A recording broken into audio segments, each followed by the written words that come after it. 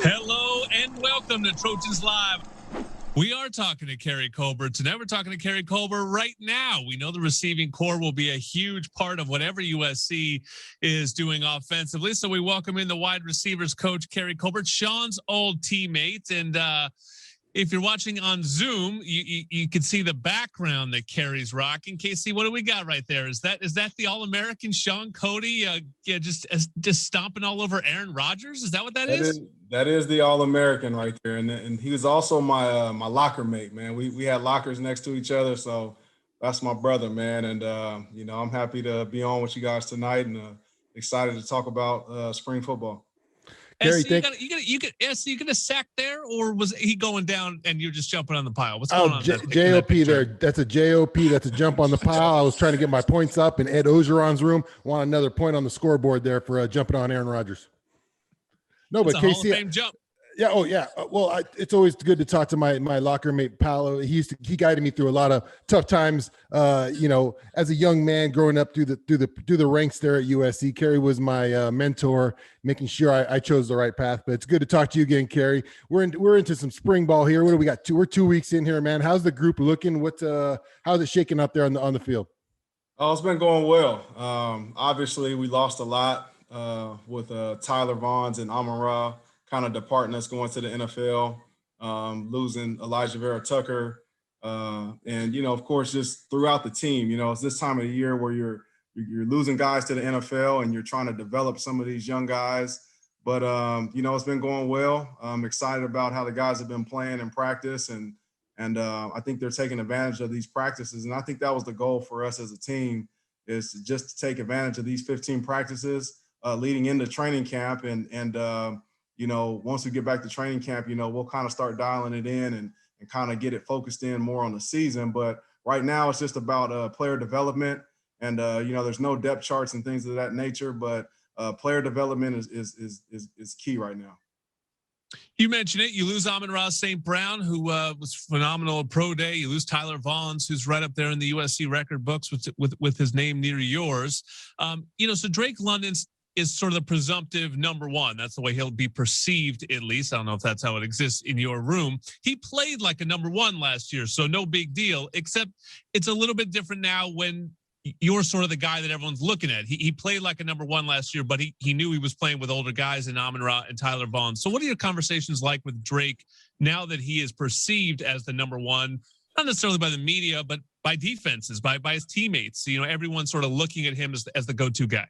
For sure. He's our most experienced wide receiver. And, he's had a great 2 seasons thus far.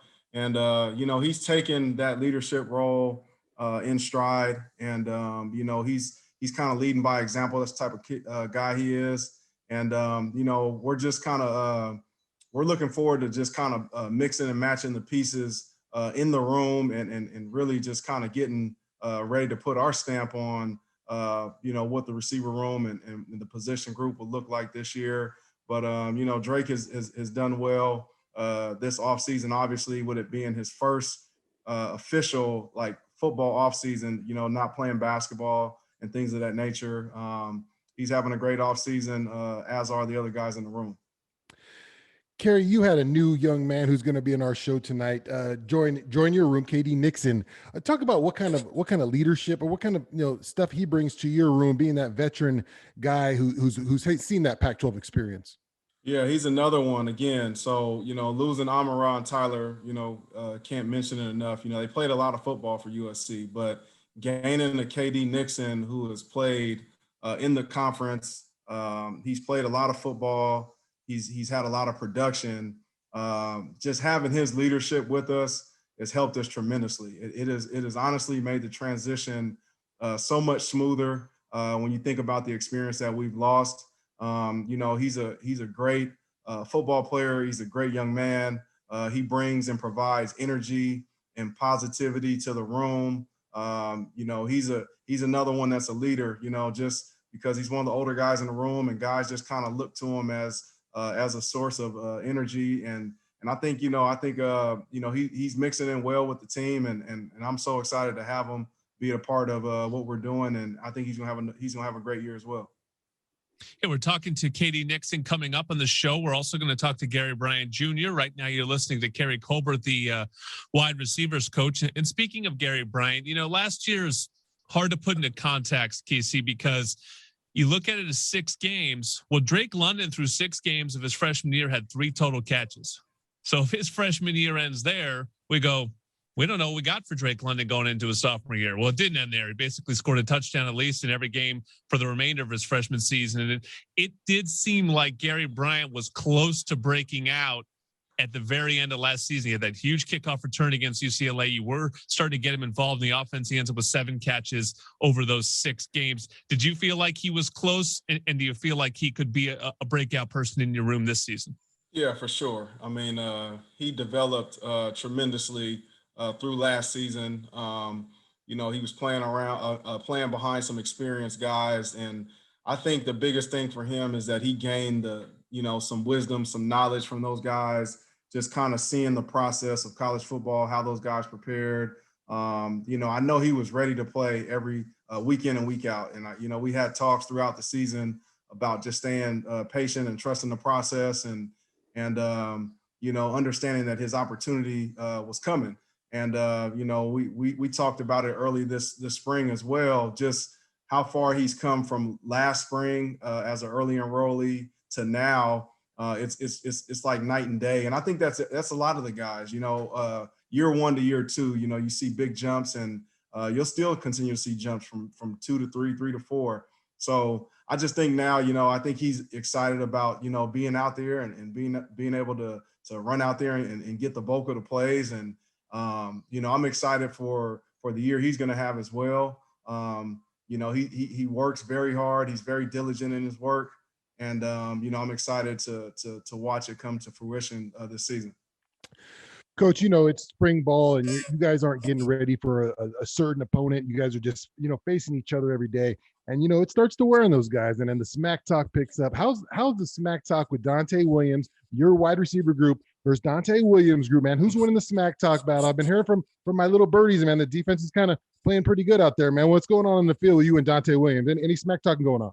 No, man. We just stay focused on our position groups. The defense has been playing well. We want it to go back and forth. You know what I mean? And that's the great thing about it. As you know, Sean, we had our battles, obviously offense versus defense. And I think that's the best thing about, the spring ball period, is that it's really so competitive. Like you said, you're not getting prepared for another opponent. It's really about just lining up and playing and competing, and guys just trying to get better individually. But, the defense has won some battles, and the offense has won some battles as well. So, we're going to continue to just push it forward that way, and just kind of worry about ourselves individually. And, at the end of the day, man, we'll all be pulling on the same team, or we'll be playing for the same team once it comes September. So that's the exciting time. Well, later in the show, we also have John Jackson coming up. And so we got to ask about JJ3.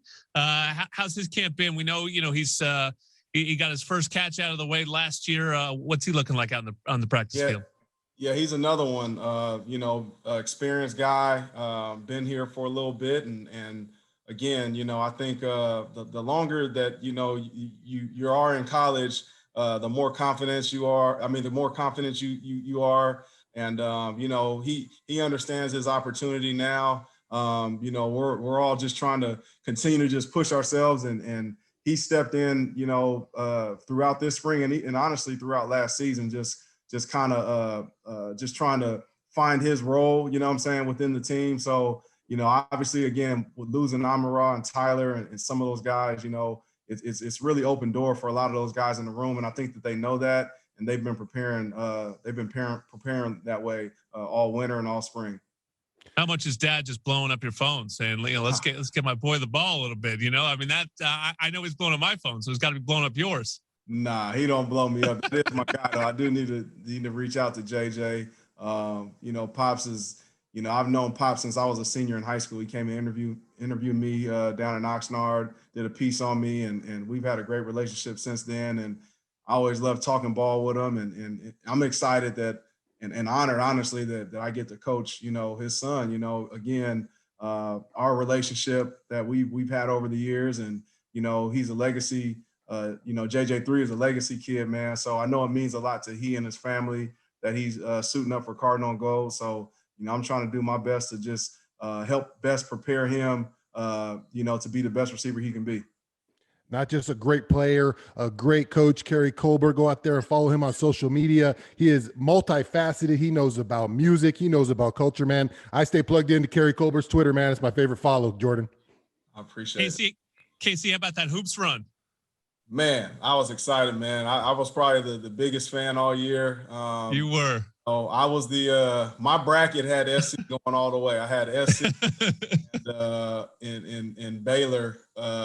His bracket has SC every year, Jordan. So, you know, it was a great run. They had a great season, you know, and, you know, I look forward to you know, the season next year and to watch some of those guys play in the NBA in the future. So, you know, back to the drawing board, you know what I mean? KC's, for people who don't know, and I've talked about this before, but KC's a real one. You know, USC basketball, we got a small, you know, close-knit fan group, but only the true loyalists, the diehards, and Keary Colbert is definitely one of them. I'm sure you were white knuckling all those tournament games, although we made it kind of easy on you, all these 15, 20-point wins. But unfortunately, your bracket didn't come true. But you know, first time in the Elite Eight since back when you two were in college. That's not too bad at all. All right, Keary Colbert and the crew will run it out there for the spring game on Saturday at 1:00. Sean and I will be live as well from the Coliseum for a special Trojans Live during the spring game. So listen to that. The game is also on Pac-12 networks, and there are going to be some ticket opportunities. So keep an eye on your email and try to figure out how to get into the spring game. They're going to let about 5,000 people into the Coliseum on Saturday.